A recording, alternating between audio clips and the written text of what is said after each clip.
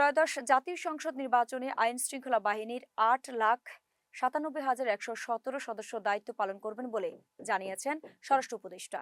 বুধবার সকালে চট্টগ্রামের সাতকানিয়ায় বায়তুল ইজ্জতে অবস্থিত বিজিবির ঐতিহ্যবাহী প্রশিক্ষণ প্রতিষ্ঠানে বিজিবির ১০৪তম রিক্রুট ব্যাচের প্রশিক্ষণ সমাপনী কুচকাওয়াজ শেষে প্রধান অতিথির বক্তব্যে তিনি এ তথ্য জানান।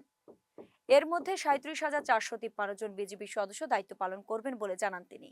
স্বরাষ্ট্র উপদেষ্টা বলেন, সুষ্ঠু, শান্তিপূর্ণ এবং উৎসব মুখর পরিবেশে নির্বাচন অনুষ্ঠানের লক্ষ্যে আইন শৃঙ্খলা বাহিনীর প্রায় ৮,৯৭,১১৭ সদস্য দায়িত্ব পালন করবেন।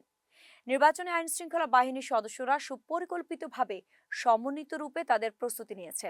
বিজিবি থেকে নির্বাচনে ৩৭,৪৫৩ জন সদস্য ৬১টি জেলায় নির্বাচনের দায়িত্ব পালন করবেন।